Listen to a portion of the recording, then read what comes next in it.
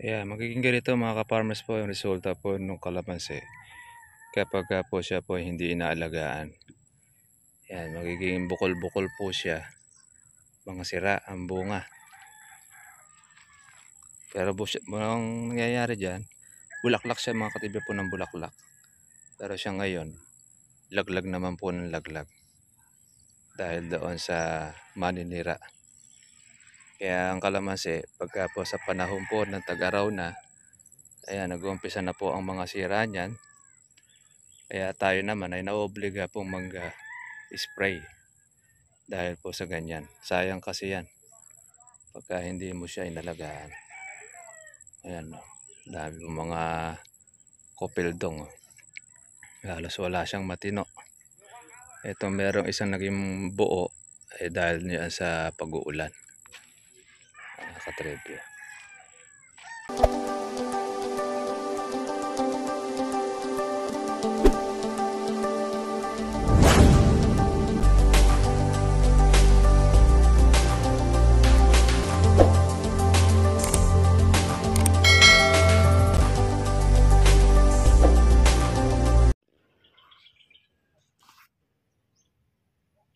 Ayan mga katribya po yung ating mga kabunga.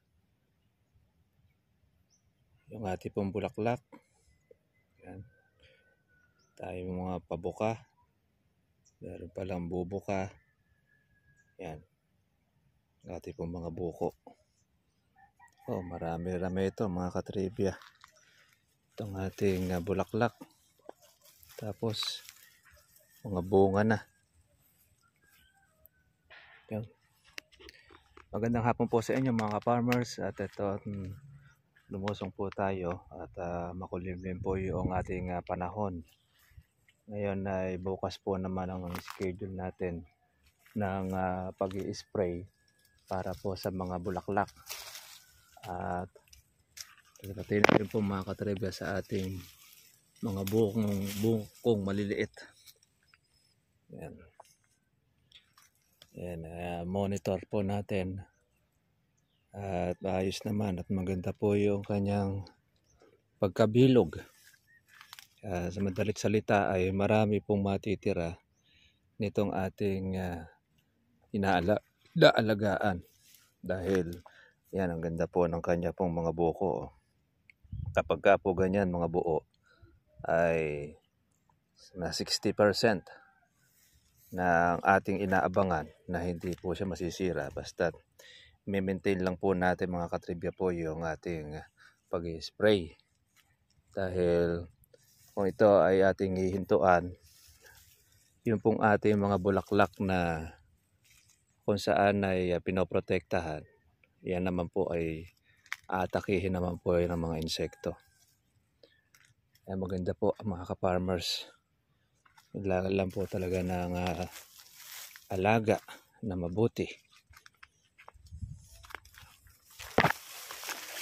Minsan, ganitong oras, ang ating mga kawatan ay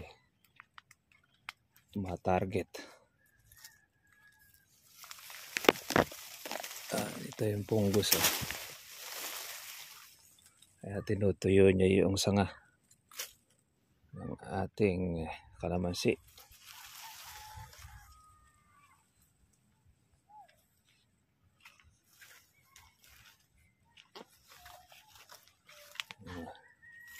Yung mga bulaklak po natin noong nakaraan na ni-spray ngayon ay mga buko na siya,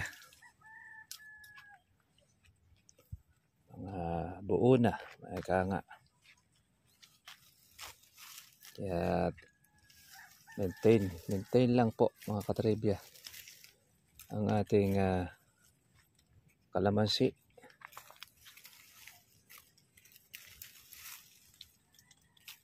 Yan, tanggal lang natin ng sangang tuyo kumbaga para tayong nangunguto sa kalamansi natin. Ito ang gusto ng kalamansi, yung tinatanggalan natin siya ng mga sangang tuyo dahil naiiritar sila pagka po nandyan po yan. Hindi sila makapagsangang mabuti. Ayan o. Yung mga buko natin sa dulo. Ayan, dami po. Kaya kahit hindi po magbulaklak po ito mga katibya po ng marami, sulit na rin po yung nakikita natin mga bunga ay nakakatustos na ito ng ating pangangailangan. Sabihin meron na tayong inaasahan nga mga katribya.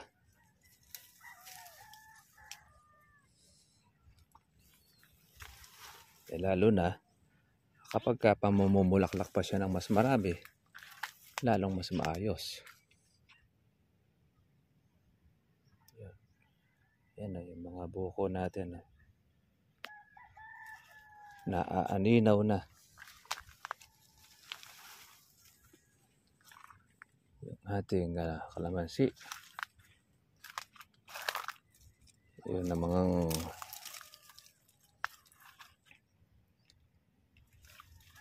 fungus.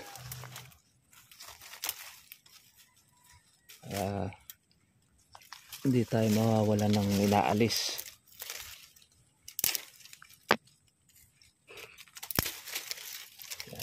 Isang tuyo. Para palitan ulit ng panibago. Minsan kahit berde pa ay tinatanggal na po natin. Dahil natutuyo rin siya.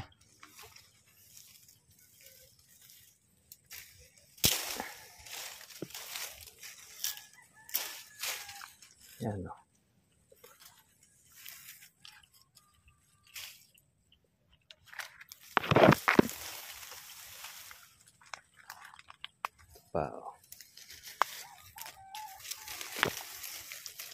Kakairita pagka meron yan.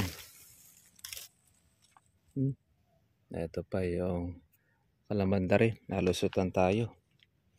Ito pa yung bulaklak. Yan. Yung ganito mga ka-farmers po ang maselan.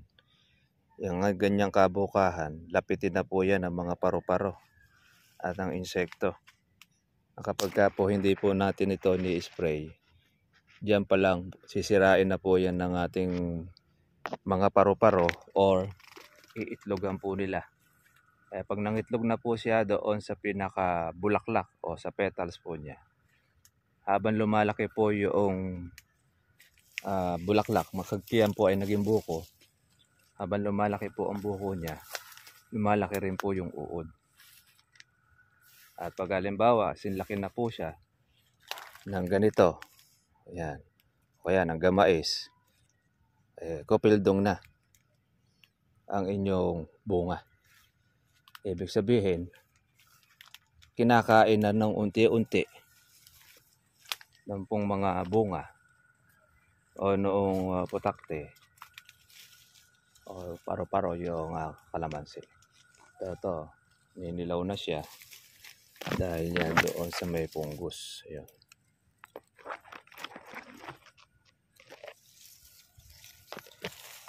Ayan, meron siyang isang bunga.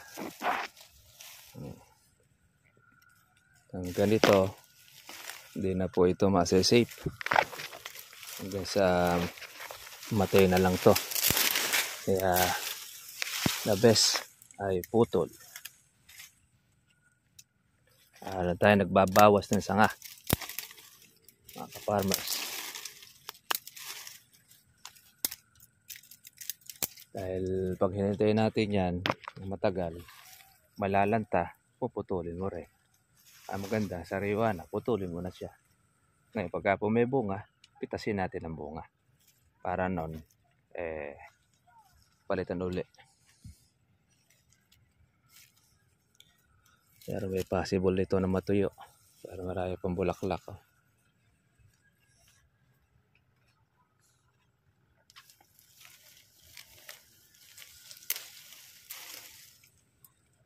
Nga pala mga katribya, tayo nawalan ng nalaglagan tayo ng pera sa bulsa.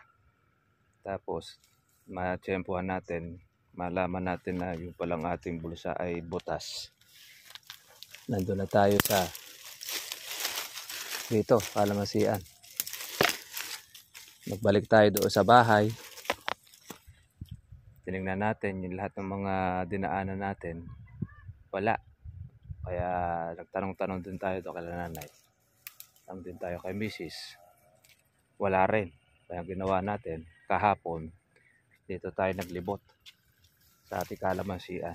Hinahanap natin yung nawawala nating pera. At awa naman po ng Panginoon, inalughog natin ito, pinanay natin yung mga tudling. Buti na lang po mga katribya, malinis po ang ating ilalim ng kalamansi. Kaya naman nakita rin natin siya. Nandoon sa may ibaba, sa lahat na hulog, nakatiklop pa na isang tiklop yung pong pera.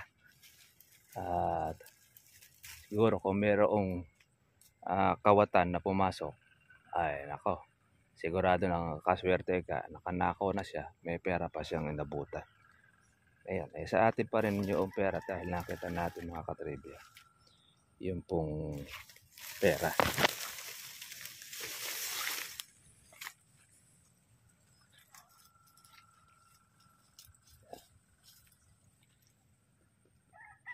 Ay, yung kampo natin, mga bunga. Ayan.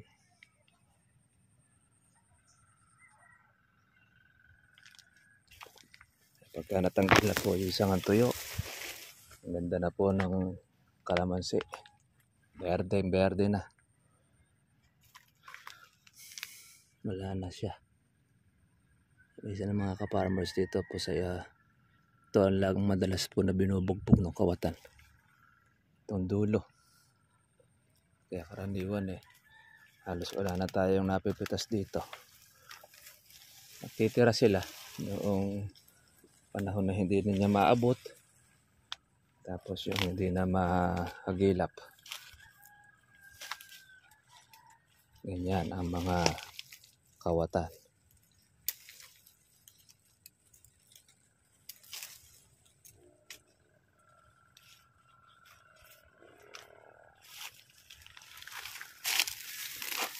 Yan.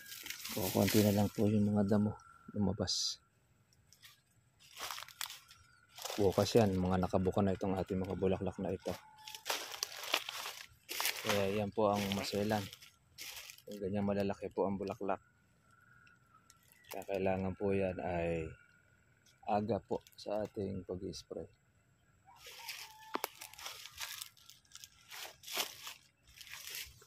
Yung nabagsakan ang ating saging ng bagyong Yuan, karoon siya ng marami pong bulaklak. Kaya blessing din ito. Nawala yung sagabal. Total naman na hindi naman tayo umaani ng ating saging. Maganda na rin yung nabuwal siya. At least nawala na po yung lilim ng kalamansi. Ito.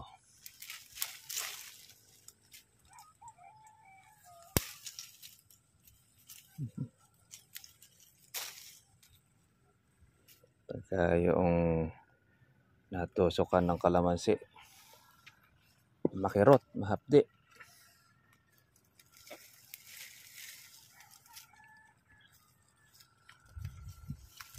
Kaya minsan maghihinayang ka doon sa tinatanggal natin sanga.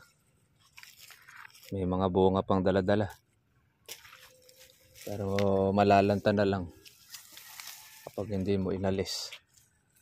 Gaya nito.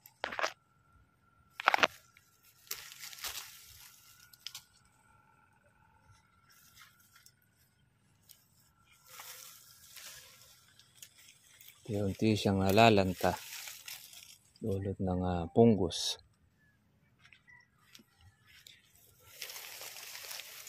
Kaya agap na lang natin ang alis. Mga katribya. Sa gawi rito madalang na ang bunga. Kung ito madalas na nabubugbog. ng ating mga tulunggis.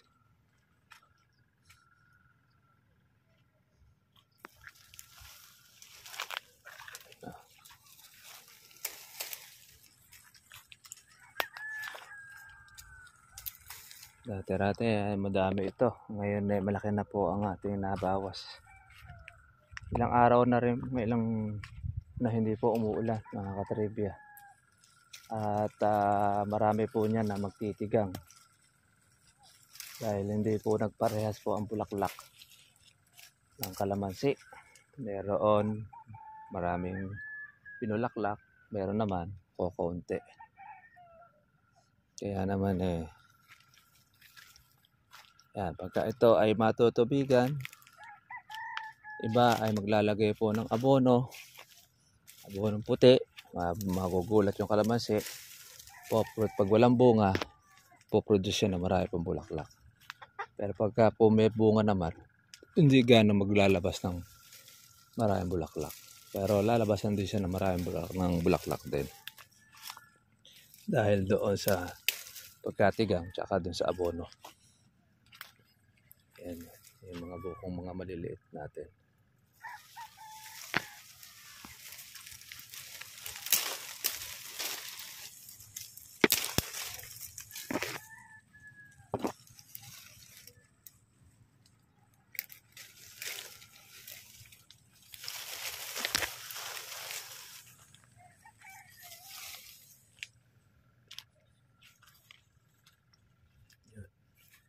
Maliliit.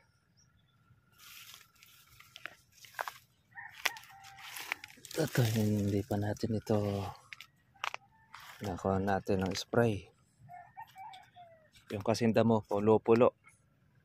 Kaya kung saan lang po yung makapal, yun lang po ang ating ini-spray para hindi po aksayado pong gamot. Ako, konti na lang po ang mga tumubo. Yan. Nakikita lang natin mga ka-farmers, yung mga dulo natin ay pitas. Yan. Buti na lang meron tayong pansunod, tayong kapalit. Kahit na nawawalan tayo, hindi nawawala po yung ating pitasin. Siyempre talagang ganon, mga katribya.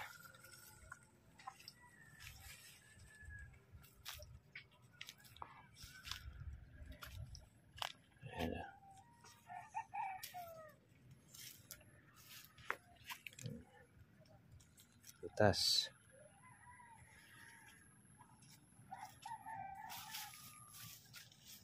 Kuha ng ating kawatan dito dahil po mga bulaklak.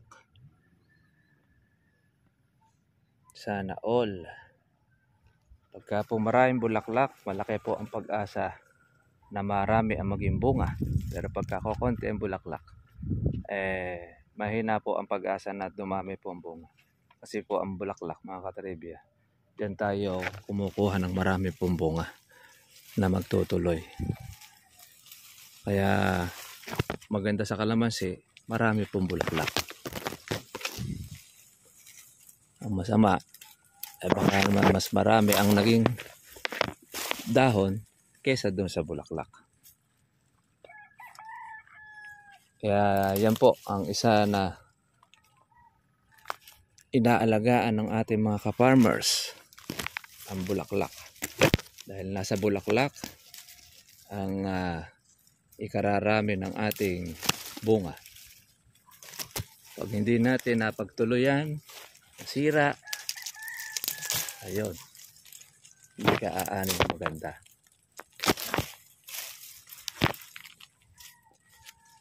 Kaya kailangan dyan tayo nakakonsentrate o paano ang pagpapabulaklak ng makapal. Ayan. At paano siya mapatuloy. Hindi naman batayan, kahit na marami pong bulaklak yan, kung hindi mo naman kayang patuloyin o alam ang pamamaraan, hindi po magiging bukong ganito yan. Ay, marami siyang mga buko. Sunod-sunod yan mga katribya. Yung ating kalamansi. Kaya yan po yung ating inaalagaan. Kita na siya mga katribya.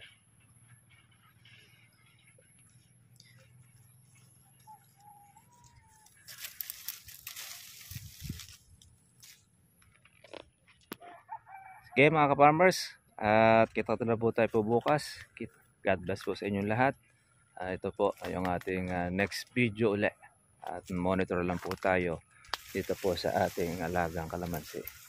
For the meantime, ang ating pong presyo maglalaro sa 1.1 at 1.2 ang presyo ng ating kalamansi para doon sa mga ka-farmers po natin na nag-a-update ng halaga ng per bag. 30 kilos ang halaga ang per kilo na isang bag mga katribya. Sige, God bless po sa inyo lahat mga katribya. Bye-bye.